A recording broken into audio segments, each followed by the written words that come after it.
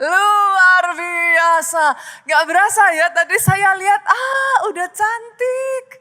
Sebentar lagi saudaraku, nanti minggu keempat kita akan merayakan ibadah spesial Imlek. Nah nanti minggu keempat para pelayan Tuhan boleh pakai Cheongsam. Jemaat juga kalau saudara mau pakai boleh. Pakai biar kita merayakan sama-sama ya. Buat saudara yang merayakannya di tanggal 17 besok ya kalau nggak salah ya. Tapi gereja kita akan merayakan sama-sama di tanggal 22. Dan by the way besok di tanggal 14 juga spesial. Valentine. Minggu depan ya.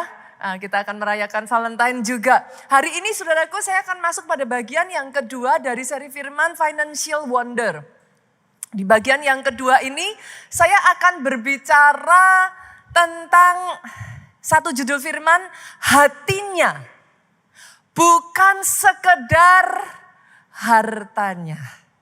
Basically I'm gonna talk about tithing. Saya akan berbicara tentang persepuluhan saudara. Salah satu pilar dari financial wonder. Saya berdoa saudaraku, biarlah melalui firman Tuhan ini semua kesalahpahaman, semua gagal paham yang membuat kita nggak nangkep esensi dasar dari persepuluhan itu dihapuskan. Karena kalau nggak hati-hati, akhirnya saudara, apa? Orang ngasih persepuluhan tapi dengan terpaksa tuh Bu. Atau even if saudara memberikan persepuluhan yang ada akhirnya hanya sekedar sebuah keharusan. Ada sebagian orang bahkan berpikir persepuluhan jadi beban. If not bahkan sebagian berpikir, aduh pastor paling itu juga rekayasanya gereja. Betul ya? Those things happen saudaraku. Rekayasa dari pendeta, Pak. Itu sebabnya hari ini saya ingin mengajak saudara untuk melihat. Sebenarnya pernah kepikiran enggak saudaraku? Hati Tuhan di balik persepuluhan itu seperti apa gitu. Karena yang paling penting justru itu. Hari ini doa saya, semua kesalahpahaman disingkirkan ya. Semua gagal paham disingkirkan, kita bisa nangkep apa yang jadi hatinya Tuhan. Saya akan landasi dengan satu ayat yang sudah sangat terkenal, biasa dipakai ketika berbicara tentang persepuluhan. Kita buka ya Maleakhi 3 ayatnya yang ke-10. Bawalah seluruh persembahan persepuluhan itu ke dalam rumah perbendaharaan. Supaya ada persediaan makanan di rumahku dan ujilah aku firman Tuhan semesta alam. Apakah aku tidak membukakan bagimu tingkap-tingkap langit dan mencurahkan berkat kepadamu sampai berkelimpahan. Kalau saudara membaca Maleakhi 3 ayat 10 ini sejatinya ayat ini berbicara tentang janji berkat Tuhan. Sepakat ya? Tapi hanya gara-gara Pak di bagian depan ada tulisan persepuluhan, tiba-tiba semua orang jadi sensi gitu. Biasanya kalau sudah berbicara tentang berkat semuanya akan bilang amin. Tapi karena ada kata persepuluhan di depan ini, ayat ini jadi ayat yang sering kali dihindari gitu. Hari ini boleh enggak sih? Di tengah hiruk pikuk seputar persepuluhan, saya ajak yuk ngelihat latar belakangnya kenapa si Maleakhi ini ditulis gitu. Supaya saudara enggak lagi salah paham. Kita lihat dulu dan belajar tentang kitab Maleakhinya Pak. Kitab Maleakhi ini saudaraku adalah kitab terakhir dari perjanjian lama. Boleh enggak saya sebut si bontot dari perjanjian lama? Dari kitab Maleaki ini, saudara, sebenarnya Maleaki itu sedang mengadres, Maleaki itu sedang menyoroti dan menegur, Pak. Keadaan kerohanian bangsa Israel yang di zaman itu sedang mengalami kemerosotan. Itu Maleaki. Ini teguran keras kepada bangsa Israel yang kerohaniannya sedang sakit.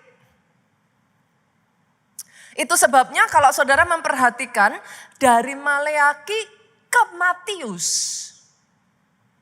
itu butuh jangka panjang yaitu 400 tahun. Yang sangat terkenal dengan sebutan masa kegelapan. Why?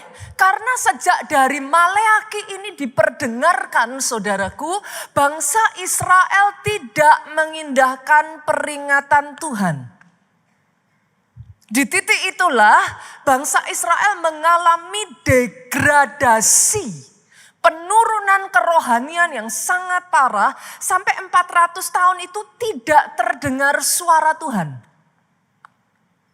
Lalu tiba-tiba saudara membaca kembali dan muncullah sudah di Matius.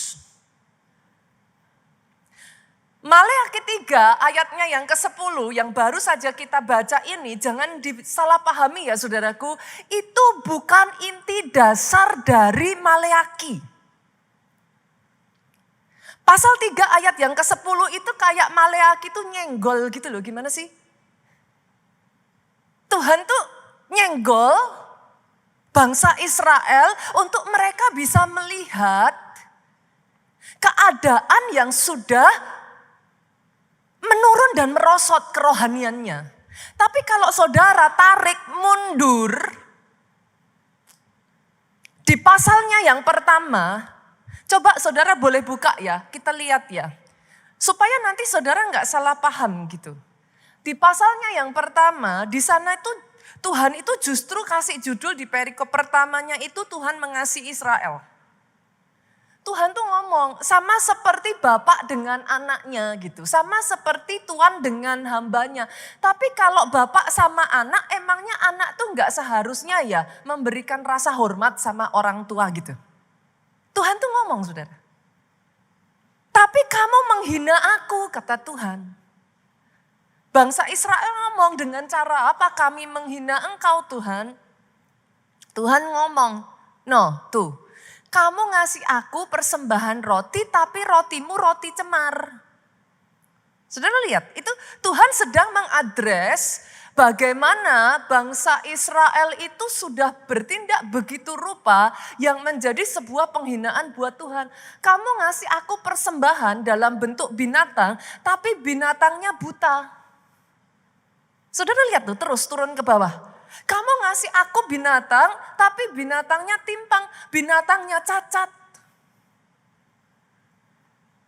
Saudara bisa ngelihat. Nanti kalau saudara turun, saudara buka pasalnya yang kedua, maka di situ ada tulisan perikopnya judulnya sangat jelas, murka Tuhan terhadap para imam. Di pasal 2, Tuhan gantian menegur para imam yang hatinya sudah condong menjauh dari Tuhan, saudaraku. Mereka tidak lagi melakukan ibadah dengan cara yang benar. Bahkan nanti kalau saudara turun lagi di perikop selanjutnya, Tuhan memarahi bangsa Israel karena kawin campur dan perceraian. Basically saudaraku, Tuhan itu merasa what happened to you gitu. Tuhan marah gitu. Engkau tidak lagi mengindahkan covenant dengan aku. Engkau tidak lagi memegang perjanjian yang sudah disampaikan. Baru di pasalnya yang ketiga saudara menemukan Tuhan gantian nyenggol saudaraku. Tentang persembahan khusus dan persembahan persepuluhan.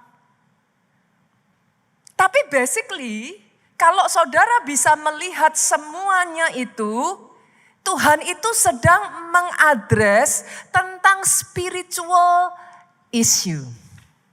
Yang mengerti boleh katakan amin. Maleaki enggak banyak Pak. Dia hanya pasal 1 sampai pasal 4. Nanti pasal 4 kalau saudara lihat itu berbicara tentang hari Tuhan. Basically dari pasal 1 sampai pasal 4, Tuhan itu kepengen ngasih tahu ke bangsa Israel, ini loh, gejala-gejalamu tuh udah menunjukkan gitu. Lihat gitu. Bagaimana mungkin engkau bisa jadi begitu jauh dengan aku gitu. Disitulah Maleaki memberikan peringatan. Although saudaraku sekalipun kalau saudara baca dari Maleaki pasal 3 ayatnya yang ke-8 saudara naik dikit. Peringatan Tuhan itu emang keras banget saudara. Yuk kita buka ya. Tuhan tuh ngomong gini, Maleaki tuh ngomong gini, bolehkah manusia menipu Allah? Namun kamu menipu aku. Tetapi kamu berkata dengan cara bagaimanakah kami menipu engkau? Mengenai persembahan persepuluhan dan persembahan khusus. Ini keras saudara. Bahkan di dalam terjemahan bahasa Inggris aslinya bukan dikatakan bolehkah manusia menipu Allah. Can a man rob God? Rob itu apa saudara? Bolehkah manusia merampok Allah? Keras. Tapi coba boleh enggak saudara? Baca sekali lagi ayat ini. Dan kali ini coba, apakah saudara bisa merasakan yang saya rasakan? Instead of anger, bisakah saudara menemukan kesedihan di ayat ini? Tuhan tuh sedih. It's more like apa? Kesedihan karena sekarang umatku sudah enggak menjadikan aku yang utama. Sekarang umatku sudah enggak lagi menjadikan aku Lord, the Master. Aku sudah bukan lagi sumber hidup. Persepuluhan saudaraku is more about heart rather than about the money. Kalau saudara bisa memahami, maka saudara bisa melihat, it's not talking only about the money gitu. Tapi Maleaki Pak, goes beyond that. Maleaki sedang berbicara tentang kemerosotan rohani bangsa Israel. And God is dealing, Tuhan berurusan dengan itu saudaraku. Itu sebabnya hopefully hari ini saudara bisa menangkap isu utamanya. Dan saudara nggak salah paham lagi tentang persepuluhan. Boleh saudaraku? Bisa nangkap ya?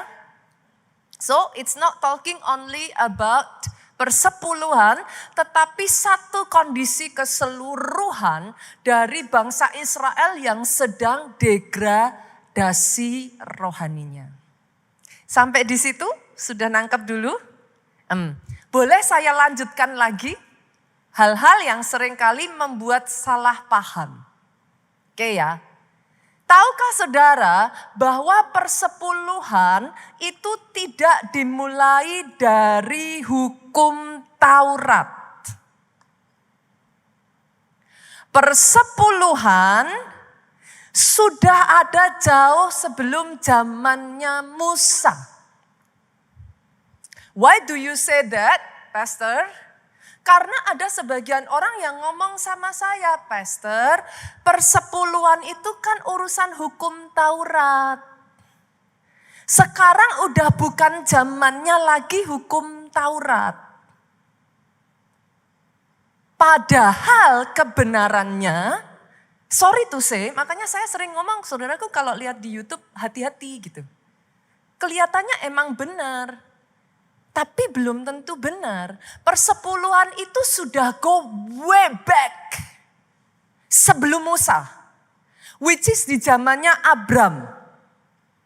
Dari Musa balik ke Abram sendiri itu around 500 to 700 years. Decade-nya itu saudaraku itu 500 sampai 700 tahun balik saudara.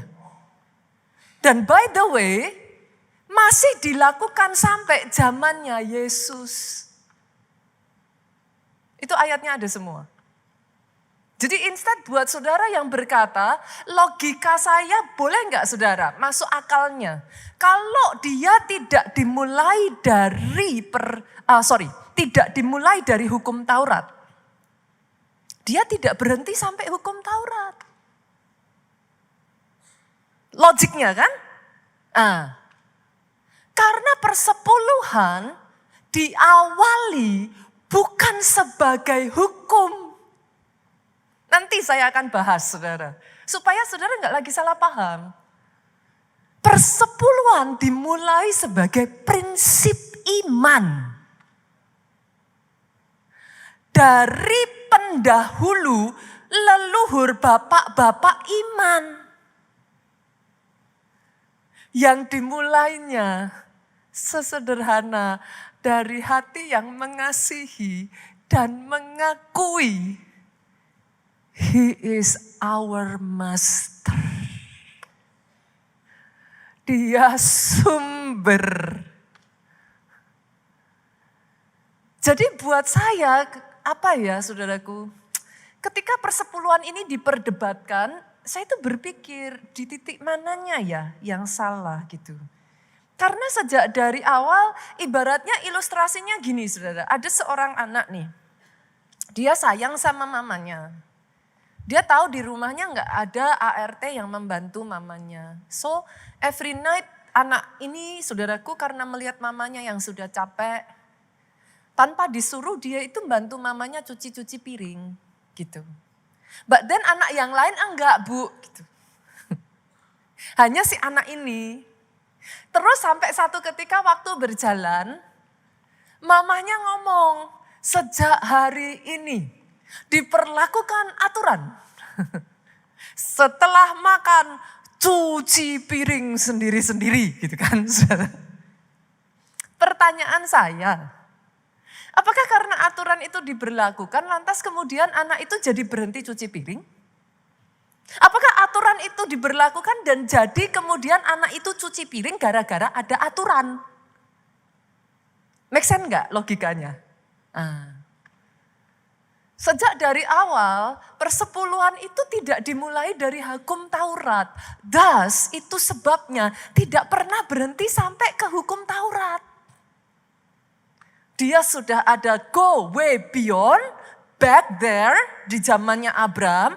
Dia masih dilakukan way, terus sampai ke depan di zamannya Yesus. Karena dia adalah prinsip iman. Garis bawah itu dulu ya. Boleh ya? Saya bawa lagi boleh nggak Bapak Ibu? Seperti yang saya katakan, persepuluhan itu sudah dilakukan pertama kali awal mulanya di zamannya Abram. Bukan Abraham loh ya. Abraham belum jadi Abraham. Itu masih di zamannya Abram. Ayatnya di mana Pastor? Yuk. Saya tarik ya saudara, biar saudara nanti ada buktinya dan enggak lagi bingung gitu. Kejadian pasalnya yang ke-14, kita lihat ayatnya yang ke-18 sampai 20. Melkisedek, Raja Salem, membawa roti dan anggur. Ia seorang imam Allah yang maha tinggi. Lalu ia memberkati Abram. Katanya, diberkatilah kiranya Abram oleh Allah yang maha tinggi, pencipta langit dan bumi. 20, dan terpujilah Allah yang maha tinggi, yang telah menyerahkan musuhmu ke tanganmu. Lalu Abram memberikan kepadanya 1/10 dari semuanya. Sudah saya buktikan ya saudaraku. Tapi kalau saudara baca ayat ini pasti saudara akan bingung. Itu sebabnya saya minta nanti kalau saudara udah di rumah buat saudara yang kepo. Dikepoin aja saudara, Alkitab tuh harus dikepoin. Jangan asal percaya. Baca saudaraku di rumah dari awal sampai akhir. Tapi karena hari ini saya khotbah ada batas waktunya, saya jelasin dulu boleh. Ceritanya ini tentang apa? Singkat cerita saudaraku, Abraham ini masih ingat gak Lot itu ditawan musuh? Ini kisahnya itu. Abraham bersama dengan 318 budaknya, notabene di highlight, dikasih garis bawah saudaraku, bahwa budaknya ini bukan prajurit terlatih Bu. Jadi mereka itu bukan tentara profesional Pak. Ini murni budak tapi karena situasi dilatih supaya bisa perang. Abraham bersama dengan 318 budaknya itu mengejar raja-raja di timur saudara. Mereka hendak merebut dan menyelamatkan Lot. Itu ceritanya.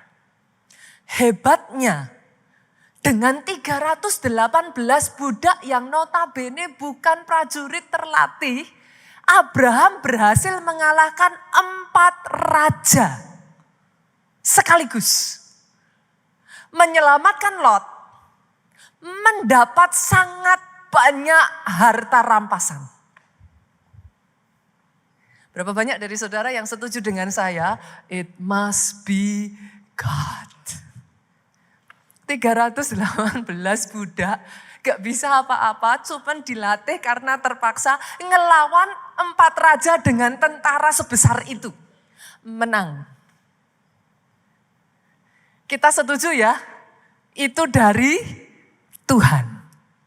Nah, di tengah situasi kejayaan itu glorious itu Bu, datanglah 2 pribadi kepada Abraham. Yang pertama Raja Sodom. Raja Sodom ngomong sama Abraham gini. Nggak ada di ayatnya, nanti saudara, ayatnya bukan di sini. Nanti saudara baca sendiri kalau saudara mau kepoin biar penasaran gitu. Raja Sodom ngomong sama Abraham. Kamu hebat. Kasih aku orang-orangmu itu.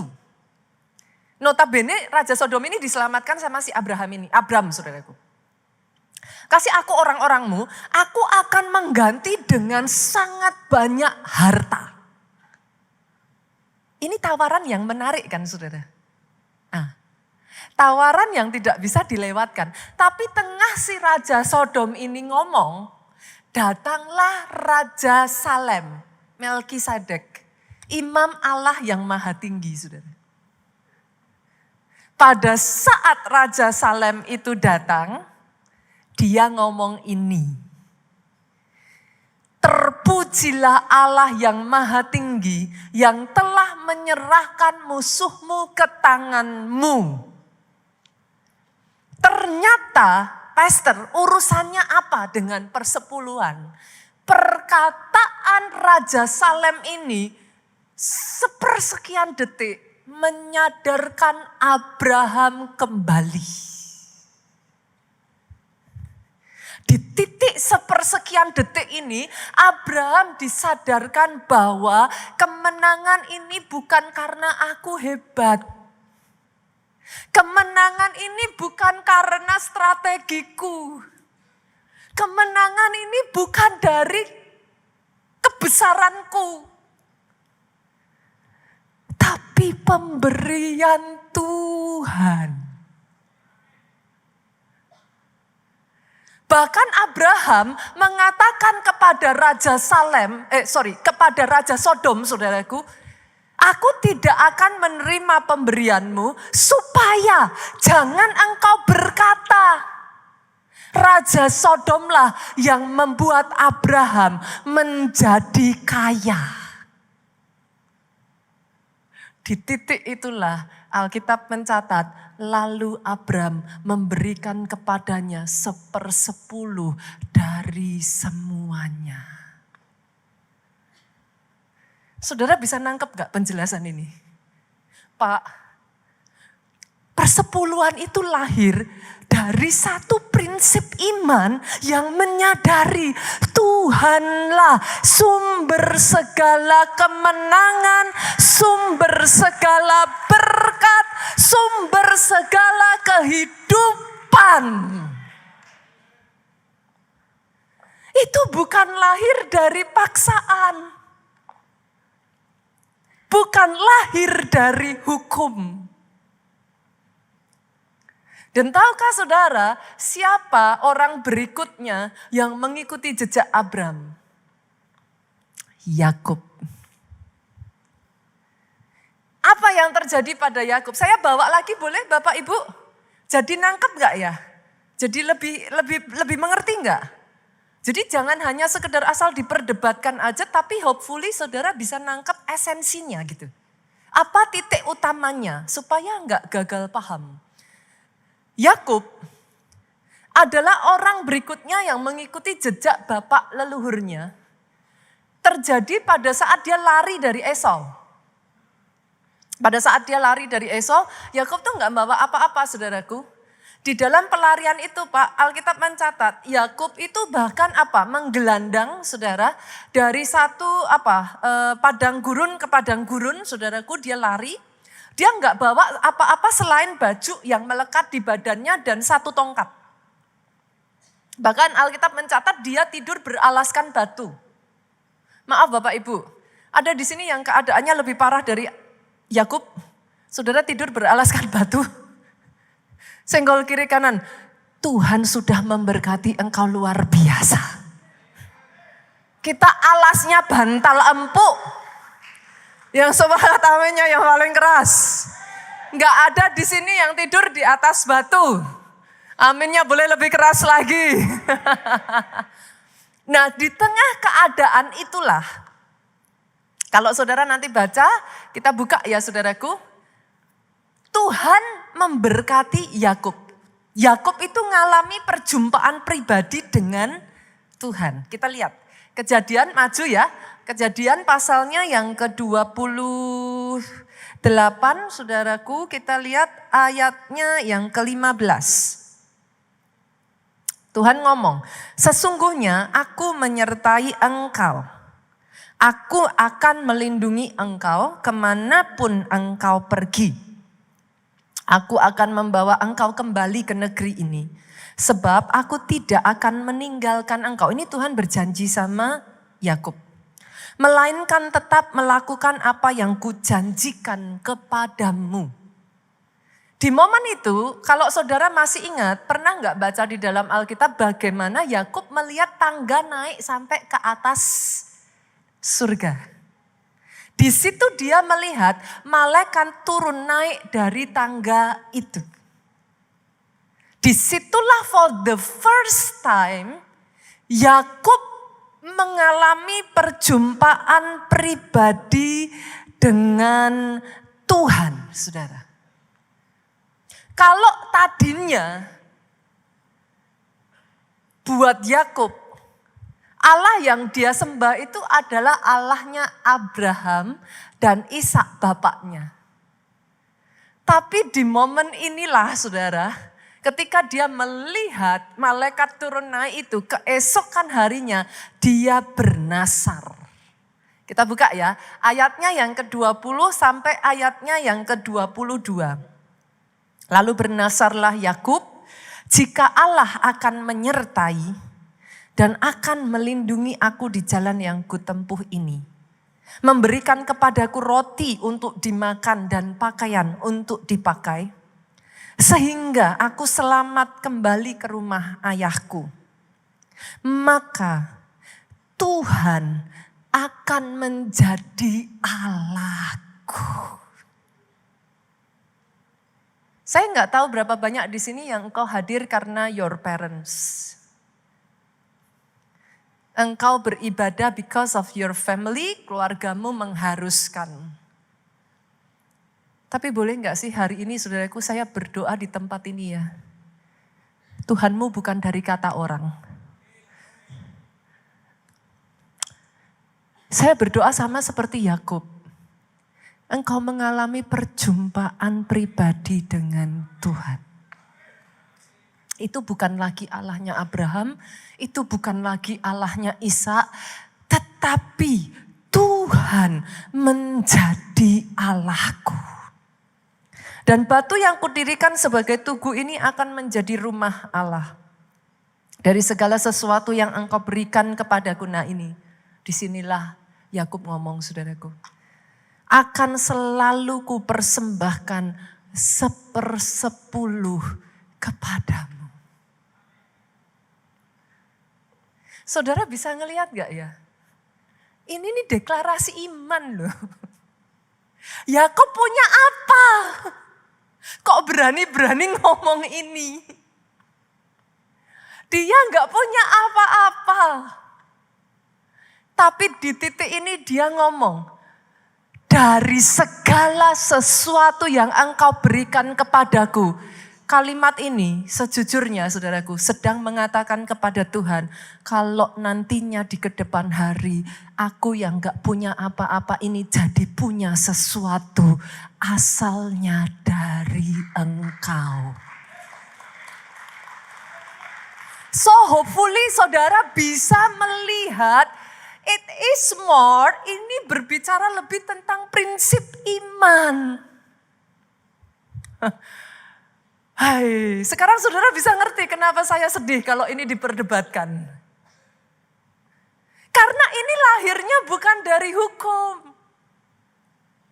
Ini lahirnya dari seorang yang dari desperation-nya, dia tidak tahu what to do, hanya kenal Tuhan dari bapak leluhurnya. Tapi sekarang dia menghadapi satu titik di mana dia nggak punya siapa-siapa. Di situ mulutnya berkata, kalau aku yang gak punya apa-apa ini aku diberkati, aku akan mengakui engkau Tuhan atas semua yang ada atas hidupku. And because of it, aku memberikan 10/10. Sampai di sini make sense Bapak Ibu? Hopefully gak salah sangka lagi ya. Jangan takut ya, saya sedih loh kalau udah tentang 10/10 terus pada takut.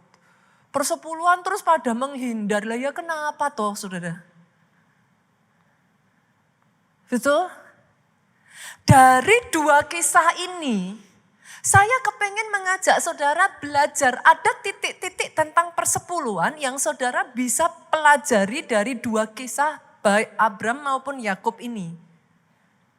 Yang pertama, saudaraku, bahwa 10/10 sejatinya adalah lahir dari revelation, pewahyuan, bukan paksaan atau kewajiban.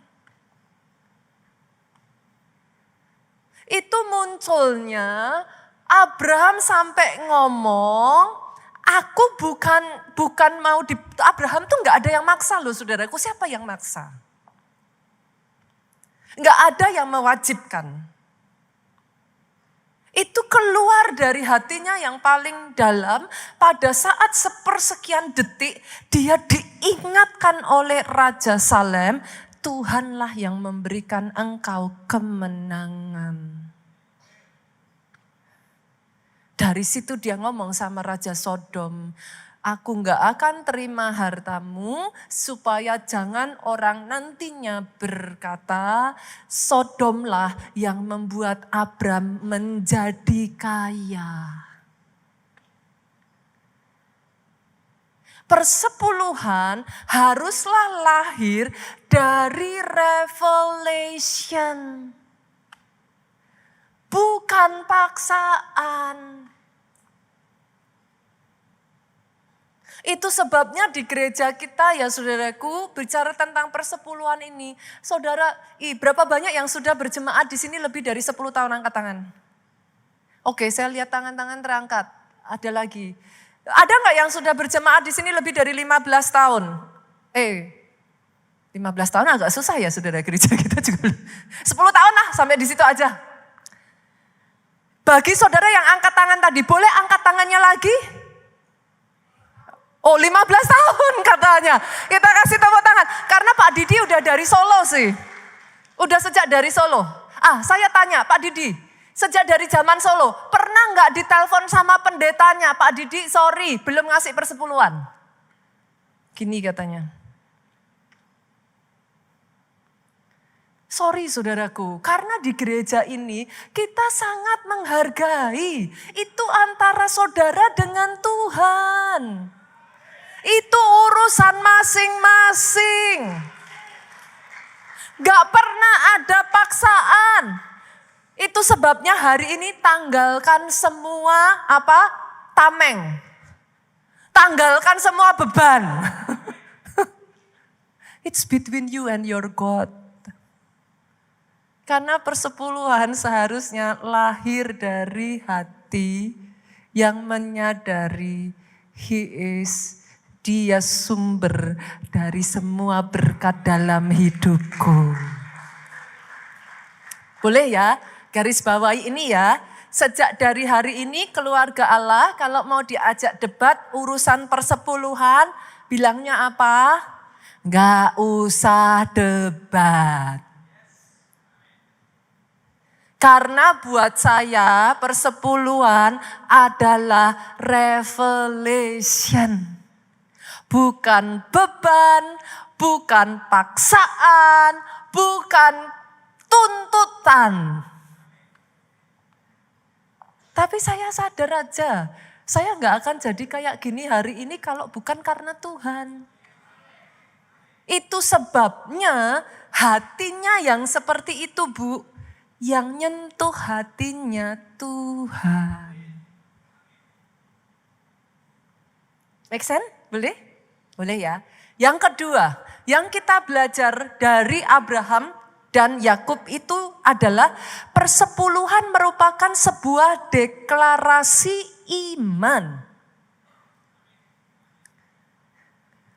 Abraham ngomong, dia tolak tuh, Raja Sodom ngomong, engkau berkata akulah yang membuat Abram kaya. Demikian Yakub dia ngomong, segala sesuatu yang engkau berikan, dia memberikan persepuluhan. Artinya dia menyadari, saudaraku, kesadaran muncul bahwa aku punya itu bukan karena aku hebat.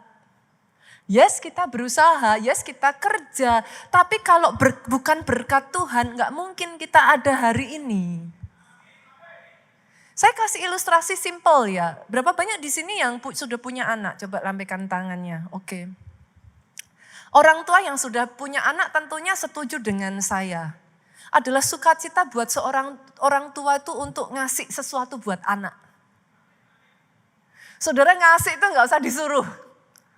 Kadang anak gak minta aja saudara ngasih. Setuju ya? Saudara yang sudah punya anak tahu apa yang saya katakan ini. Bahkan kadang anak dikasih apa?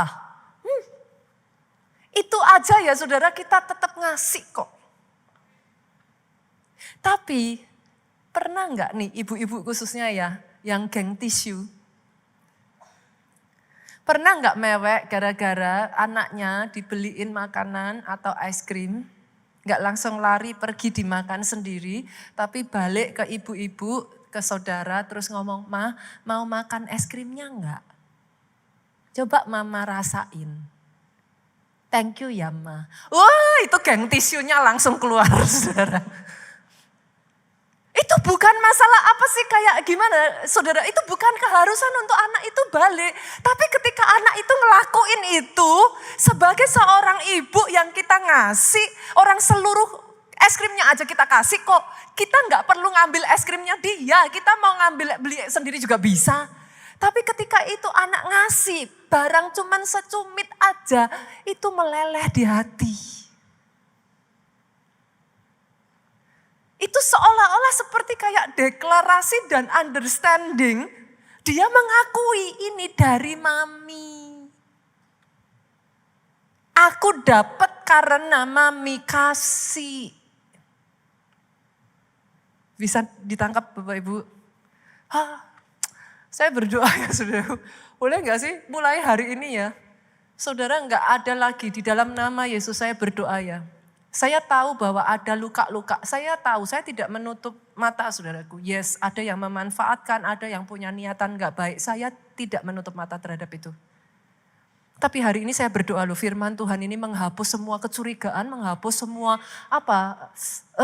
semua hal-hal yang jadi gak baik gitu tentang persepuluhan. Padahal it was not meant to be like that gitu. Sejak dari hari ini berbicara tentang persepuluhan, saudara ngerti itu lebih tentang hatinya daripada hartanya. Sepakat ya? Pelajaran yang ketiga Bapak Ibu, tentang persepuluhan kita belajar dari Abraham dan Yakub.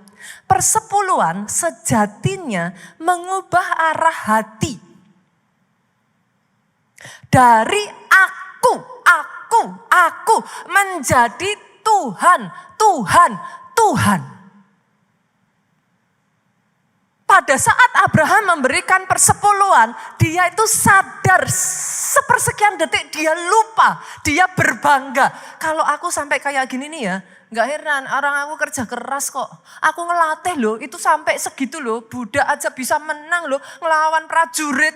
Itu siapa? Tapi persepuluhan itu meluruskan lagi, kita tuh ngomong, semuanya dari Tuhan. Itu prinsip yang bisa dipelajari dan membuat Tuhan senang. Kenapa saudaraku? Karena hatinya Abraham dibuat jadi rendah hati, Pak. Dijaga, tetap bergantungnya sama Tuhan. Bukan kalau sudah diberkati babai Tuhan. Bukan kalau sudah merasa mampu babai Tuhan. Di kota Solo pernah ada satu kesaksian. Seorang pengusaha restoran Jepang, saudara, diberkati Tuhan luar biasa. Awalnya permulaannya very humble. Dia datang ke gereja kita bukan siapa-siapa, dia benar-benar dari nol, saudaraku. Dia setia terus mengikuti setiap firman yang disampaikan, satu demi satu dia kerjakan. Sampai akhirnya Tuhan berkati orang ini sedemikian rupa. Dia punya 6 gerai restoran Jepang di 6 mall terpisah, saudara. Bahkan dia baru mempersiapkan diri untuk ekspansi ke kota-kota lain. Di titik itulah dia bercerita, dia mulai lupa. Dia lupa Tuhan dan dia mulai meninggalkan ibadah, dia mulai kayak beralasan. Saudara sepakat gak dengan saya? Jarak jauh tidak jadi masalah kalau hatinya. Tapi jarak jauh yang sama jadi masalah kalau hatinya berubah. Betul? Nah, capek yang sama gak masalah kalau hatinya. Tapi capek yang sama jadi masalah, bukan capeknya, tapi hatinya. See? Bapak ini bercerita, akhirnya dia alasan inilah, alasan itulah, dia nggak lagi ibadah lah, dia nggak lagi pelayanan lah, segalanya dia tinggalkan lah. Sampai tanpa sadar dia lupa, saudaraku, dia sudah jauh sekali dari Tuhan. Di momen itulah Tuhan izinkan pandemi terjadi. Satu demi satu gerainya tadi itu ditutup, saudaraku. Dia bercerita sampai harus makan dengan menjual rongsokan. Dia diizinkan jatuh sedemikian rupa. Pada titik terendah itulah, saudara, dia tuh ngalami berhutang sampai miliaran rupiah. Dia sudah gak tahu lagi what to do. Satu kali dia lewat lagi di gereja kita dan dia diingatkan Tuhan. Dia datang ke Pondok Daud dan di situ dia tersungkur, dia minta ampun kepada Tuhan. Dia nangis sejadi-jadinya, dia ngomong, Tuhan, Tuhan, ampuni aku. Aku lupa. Dari mana semuanya ini aku lupa. Di titik itu, saudaraku, dia mulai bangun lagi. Dia mulai bangun kehidupannya dengan keadaan yang ya sudah begitu, saudara, mau bagaimana lagi ya, memang sudah hancur berantakan.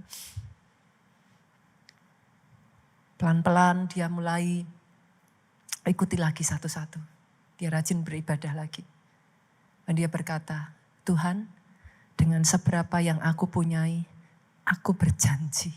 Sama seperti Yakub ini, saudara, dia berkata, kalau engkau memberkati aku, dari semua yang aku dapat, aku memberikan 1/10 buat engkau. Apakah menurut saudara Yakub langsung tiba-tiba jadi kaya? Enggak. Dia ngalami prosesnya kok. Tapi hari itu menjadi satu lembaran baru di dalam kehidupan Yakub, di mana dia berkata, Tuhannya Bapakku sudah bukan lagi Tuhan Bapakku, tapi Tuhanku. Dan aku tidak mau lagi berjalan dengan kekuatanku sendiri. Mulai hari ini aku mau berjalan bersama dengan Tuhanku. Itu satu lembaran yang baru saudaraku. Dia tidak lagi berjuang sendiri. Dan dia berkata betapa beratnya saudaraku karena alih-alih ngasih itu untuk persepuluhan, dia bisa ngasih itu untuk bayar hutang. Dia cerita saudaraku. Up till now, kisah ini sudah berlanjut by the way. Tuhan berkati dia, saudara. Dia sudah punya 2 gerai restoran Jepang. Yang amazingnya, dengan 2 gerai ini penghasilannya lebih dari 6 gerai yang dia dapatkan sebelumnya. Tahun ini saya, karena orang Solo saudaraku, beberapa tahun lalu saya menceritakan kisah ini di Solo. Kebetulan ada yang kenal orangnya dan cerita. Orangnya ngomong, tahun ini saya buka 2 gerai lagi katanya. Dan dia bercerita saudaraku, pas di akhir tahun lalu ya saudara, dia bercerita hutangnya sudah hampir lunas. Semua berproses, gak ada yang instan saudaraku.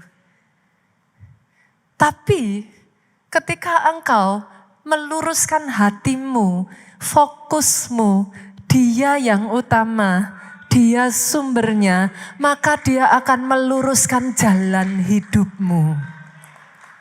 Harusnya seperti itu, saudara. Jadi jangan ngasih persepuluhan hanya ikut-ikutan ya.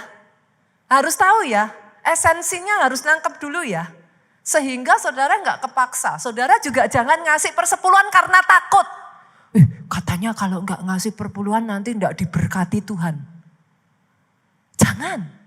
It's a deal between you and your God. Nah, karena kita udah sampai sini boleh saya lanjutkan lagi sekarang teknisnya. Buat saudara yang baru pertama kali hadir, adakah boleh saya lihat tangan-tangan terangkat? Congratulations yang baru pertama kali hadir. Congratulations saudaraku, saudara hadir pas khotbahnya ini. Tapi ikuti nanti bulan-bulan selanjutnya gereja kita tuh ganti topik terus. Pas aja saudara datang pas khotbahnya tentang persepuluhan. Congratulations aja kalau buat saya saudara. Tapi buat saudara yang belum pernah memberikan persepuluhan atau saudara memberikan persepuluhan tapi saudara bingung nih gitu. Persepuluhan tuh gimana konsepnya? Oke ya, saya tuntun ya saudaraku ada 4. Yang pertama, persepuluhan menjadi yang sulung. Artinya dipersembahkan sebagai prioritas bukan sisa-sisa dari pengeluaran. What do you mean, Pastor? Artinya gini saudara, setiap saudara terima berkat, langsung saudara ambil 1/10 untuk persepuluhan. Buat saudara yang adalah profesional ataupun karyawan ini lebih mudah. Karena clear kan, maksudnya oke, terima berkat sekian ya saudara ambil 1/10 udah gampang, langsung dikasih. Tapi buat saudara yang adalah bisnismen, apalagi sebagian dulu pernah tanya sama saya, Pastor, saya tuh tiap hari pendapatannya tuh harian. Bahkan tiap hari bisa beda-beda. Nah untuk yang seperti itu, saudara cari caranya saudara, intinya gini saudaraku. Kenapa persepuluhan itu menjadi yang pertama? Karena nomor 1, itu jadi prioritas. Tuhan lebih dulu. Konsep utamanya tuh itu Pak. Dia prioritas. Karena dia prioritas, next berikutnya, dia jadi menentukan arah hati. Maksudnya gimana Pastor? Maksudnya gini saudara. Jangan karena saudara udah ngasih 10% terus saudara gini, yang 90 terserah saya. Saya pakai dugem, saya pakai apa, saya pakai judi, saya pakai apa, terserah saya. Yang penting kan gereja tahu 10% aja beres kan. Saya tuh kadang kalau ada jemaat yang ngomong gitu, saya tuh ketawa loh saudara. Seperti apa sih pemikiran? Saudara, 10% saudara kasih buat Tuhan, itu artinya saudara mengakui 90%-nya digunakan untuk mempermuliakan nama Tuhan. Yang sepakat katakan amin. Jangan dipakai yang aneh-aneh. Justru karena itulah diprioritaskan. Nih yang ketiga ya, dia menguduskan sisanya. Maksudnya gimana? Dia jadi mengingatkan saudara. Ini milik Tuhan. Tuhan pemilik, kita pengelola. Lah ya enggak boleh, jangan dipakai buat mabuk-mabukan. Jangan terus saudara pakai malah judol. Judi online. Yang penting saya udah persepuluhan pastor. No.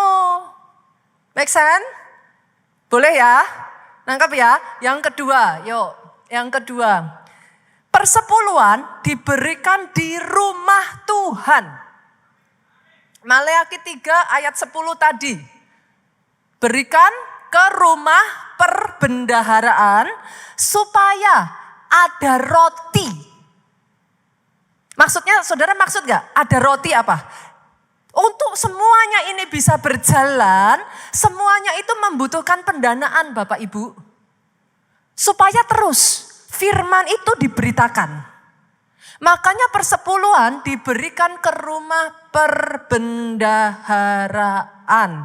Gereja lokal. Oke. Jangan berikan persepuluhan saudara ke saya. Saya garis bawahi. Biar enggak ini. Persepuluhan dikasih ke siapa? Gereja lokal. Oke. Buat saudara yang in case ada di tempat ini, pastor, saya bukan jemaat gereja keluarga Allah. Tapi saya sangat diberkati di gereja keluarga Allah. Boleh enggak saya ngasih persembahan? Boleh. Tapi persepuluhan kasih ke gereja tempat saudara berjemaat. Bertumbuh di sana, makan dari sana, dan bertumbuh rohanimu dari sana. Kok pendeta ini agak lain ya? Loh saya juga gak mau kesalahan saudara. Perkara saudara mau suka-sukanya saudara saya juga gak tahu. Ngecek juga enggak gitu. Tapi saya juga gak mau mengajarkan yang salah. Berikan itu di rumah gereja lokal tempat engkau bertumbuh. Tapi saya jengkel sama pendetanya pastor. Itu enggak urusan saudara jengkel, enggak jengkel dengan pendetanya. Itu urusan kebenaran firman Tuhannya. Ini kadang jemaat tuh lucu-lucu soalnya saudara. Saya tuh heran. Ada juga yang udah pastor biarin saya ngasih persepuluhan ke yatim piatu. Saya tuh ngerti saudaraku, saya udah pernah menjelaskan yang ini ya. Zaman bangsa Israel tuh ada 3 macam persepuluhan. Jadi saudara jangan debat saya dan saudara bilang tuh ada ayatnya. Ya betul memang. Jadi zaman dulu itu ada 3. Persepuluhan saudara sekarang cuma 1. Zaman dulu 3. Nah loh habis malahan saudara. 1 ke rumah perbendaharaan, 1 kepada yatim piatu, janda miskin. Janda miskin saudaraku. Garis bawahi. Dan yang ketiga adalah untuk acara-acara khusus. Di zaman itu ada yang namanya pondok daun, apa segala macam. Nah itu untuk itu saudara. 3. Jadi biar saudara juga enggak salah ya nanti.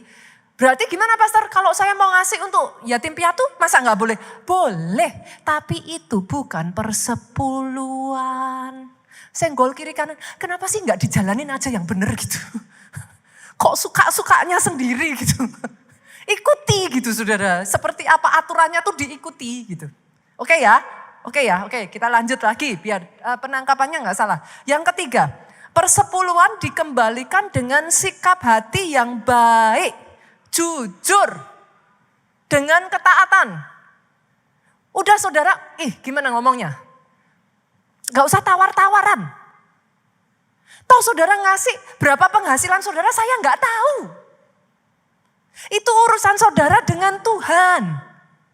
Mau saudara, pastor sayang Masa penghasilan saya 1M, enak aja gereja dikasih 100 juta.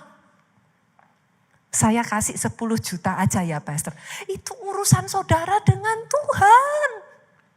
Yang mengerti katakan amin. Boleh gak sih? Yang penting hatinya ini bersih gitu loh saudaraku. Udah saudara jujur aja sama Tuhan, saudara pokoknya lurus sama Tuhan. Saudara taat titik. Ikuti aja. Apa yang Tuhan ajarkan ikuti. Udah nggak usah Tuhan, saudara tuh nggak usah nggak usah ditrik gitu, nggak usah diakal-akalin gitu, saudara. Ya udah, saudara pokoknya di hadapan Tuhan yang utama itu justru malah hati kok. Kalau nanti malah justru yang hatinya ini malah apa ya saudaraku, sayang, kalau buat saya sayang.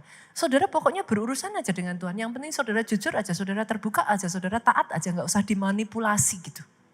Yang terakhir ya, yang keempat ya, soal persepuluhan ini, persepuluhan adalah komitmen konsistensi. Dia bukan coba-coba, dia bukan tergantung naik turunnya gaji, saudaraku. Dia adalah sebuah covenant. It's a lifestyle. It's a choice. Dari sini, hari ini, boleh sama-sama tarik nafas.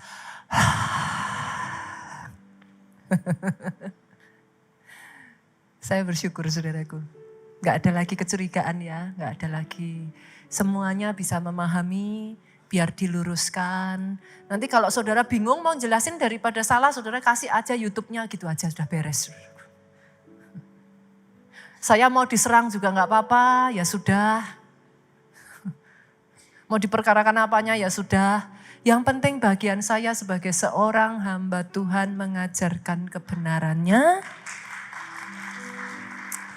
Yang melakukan saudara tidak ada paksaan.